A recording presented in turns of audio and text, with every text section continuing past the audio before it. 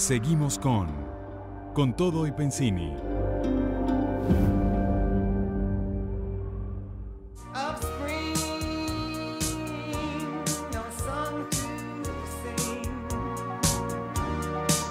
De regreso aquí en Con Todo y Pensini por Globovisión. Estamos con Juan Pablo Lalquiaga, presidente con Industria. Nos hacen una pregunta, Juan Pablo, uno de nuestros amigos televidentes, ya lo tengo por aquí, son varias, ¿no? Pero vamos una por una. Dice Rafael Pérez, ¿vale la pena reunirse con el gobierno y dialogar sobre la crisis de las empresas y acordar convenios cuando sabemos que este no respeta ni cumple convenios? Eso es Rafael Pérez.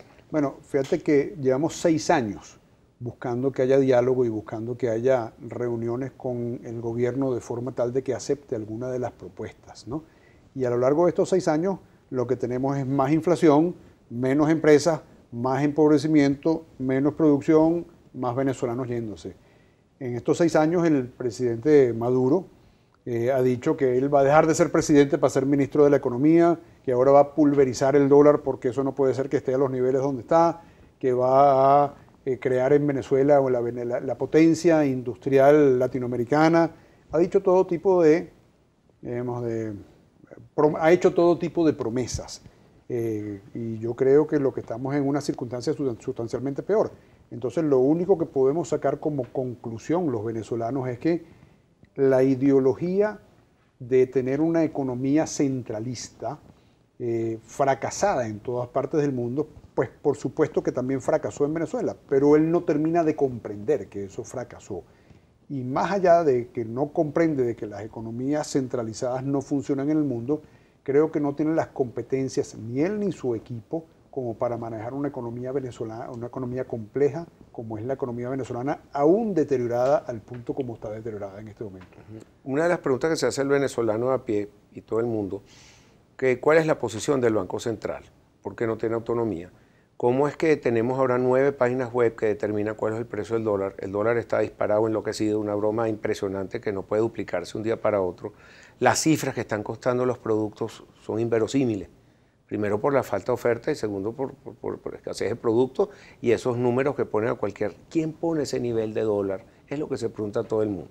Bueno, fíjate que a mí me parece muy bueno que el venezolano se pregunte por qué el Banco Central no tiene autonomía. Porque nosotros llevamos años en los cuales los gobiernos han puesto y quitado presidentes del Banco Central en su afán de dominar la política económica que un Banco Central debe manejar. Los bancos centrales deben tener autonomía. Si el Banco Central venezolano tuviese autonomía, se dedicaría a las 2 cosas que se debe dedicar, que es resguardar el poder adquisitivo del bolívar y mantener la inflación acotada, ¿verdad? Entonces, como no se dedica a eso, sino que se dedica a ser caja chica del gobierno, pues tenemos los niveles de inflación que tenemos. Este proceso, y es bueno entrar en ese tema, Pedro, este proceso traumático por el cual estamos pasando, traumático políticamente y económicamente, nos tiene que dejar unas lecciones. Dentro de esas lecciones está el que si tenemos una transición pronto, como todos los venezolanos deseamos, en esa recuperación, el Banco Central tiene que ser un instituto absolutamente autónomo. Todos los órganos del Estado tienen que ser autónomos, tienen que ser independientes y tienen que fungir de contrapesos unos de otros. Esa es la única forma de tener una democracia a través de la cual no puede montarse una persona y comenzar a hacer lo que quiere. Ahí hay un proyecto que estuvimos evaluando en Conindustria lunes y martes, que viene del Táchira, en el cual se habla de un proceso de federalización, es decir, de que haya un regreso a los municipios del empoderamiento en términos de gobernabilidad y en términos de recaudación, y se recaude al revés.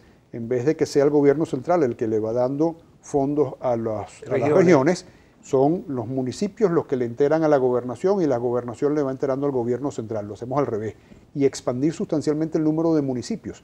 Yo creo que eso sería un cambio en el esquema político de Venezuela que sería muy, muy importante, como para que no volvamos a pasar por procesos traumáticos en el cual una persona se monta y hace lo que quiere. Y dentro de eso también acompañarlo con el proceso importante de privatizaciones que tanto hemos hablado aquí en tu programa, Pedro. las empresas productoras deben pertenecer a los venezolanos, no al Estado venezolano. Cuanto pertenece al Estado venezolano, pues se van poniendo a los directores y a los administradores como consecuencia de la fidelidad partidista, no como consecuencia del mérito, no como consecuencia de la búsqueda de aquello que se debe buscar en las empresas, que es transparencia, eficiencia, rentabilidad y dividendos, ¿verdad? Sí. Y si todas las empresas pertenecieran a los venezolanos, pues eso es lo que tú pedirías de una PDVSA si tú fueses accionista de PDVSA, ¿verdad? Ojalá lleguemos a eso. Una pregunta sobre la hiperinflación. Recientemente, ni siquiera hace 2 semanas, tenemos un proceso electoral donde las propuestas que más calaron fueron las propuestas de la dolarización de la economía. Llamaba la atención a los que personas fueron a votar y en el público en general, tener un sueldo digno, que decían de $75. Fue una oferta que caló y la gente está dispuesta a ser dolarizada. De hecho, sabemos que gran parte de la economía lo está.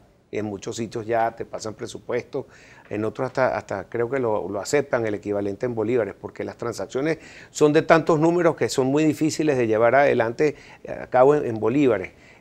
¿Qué opinión te merece esa dolarización? Porque hablaron de eso economistas de Harvard, Ricardo Hausman, hicieron hasta aquí en la Universidad Metropolitana foros con pantallas con distintos economistas del mundo, propuestas de Francisco Rodríguez, que a mí me parece que es un economista serio, con un planteamiento muy serio, con esa dolarización. El propio Bertucci hizo también su propia propuesta, pero ahora vamos a preguntarle a los industriales qué pensaron sobre esta propuesta. Bueno, fíjate que nosotros en Conindustria también tuvimos un debate sobre la dolarización y para entender a fondo los argumentos a favor y los argumentos en contra, llevamos, por ejemplo, a Víctor Álvarez, que es un economista amigo muy serio. y muy serio, y llevamos a Nathan Lederman, profesor de la Universidad Metropolitana, ambos defendiendo la dolarización, pero también llevamos a personas como Leonardo Vera, que está en contra de la dolarización, y a Humberto García Larralde, que escribió el capítulo de la recuperación macroeconómica para la propuesta de políticas públicas de Conindustria, que tampoco cree en la dolarización.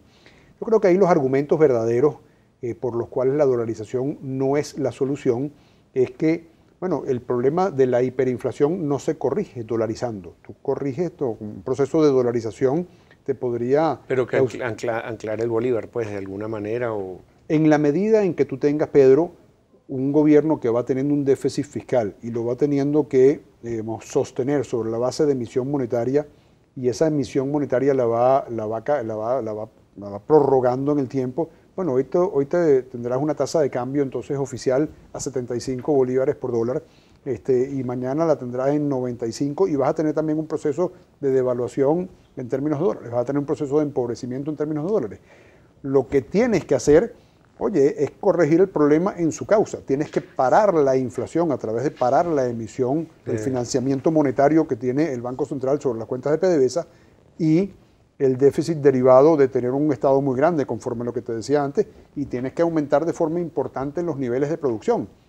Si tú comienzas a utilizar Sidor para producir las mismas 5 millones de toneladas métricas y empiezas a darle otra vez al sector autopartes como para que pueda fabricar chasis y lo pueda mandar otra vez para Estados Unidos, bueno, tú tienes un proceso de recuperación de la inflación atacando su causa original, y vas a tener unos sueldos que no van a ser de $75, van a ser consistentes con lo que es la media latinoamericana. ¿Cuál es para el sector industrial la media latinoamericana? $11.500 al año.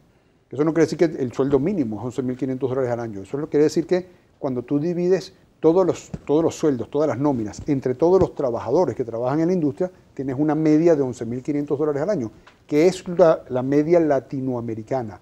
Bueno, yo no veo por qué los venezolanos no podemos aspirar a tener esa media latinoamericana. Sí. Pero eso se hace sobre la base de tener trabajo, exportar productos, petróleo, pero productos distintos del petróleo, y tener niveles de productividad. Bueno, tenemos que ir a máster un momentico. Regresamos contigo, Juan Pablo, 4 minutos para una despedida con la gente. Ya regresamos.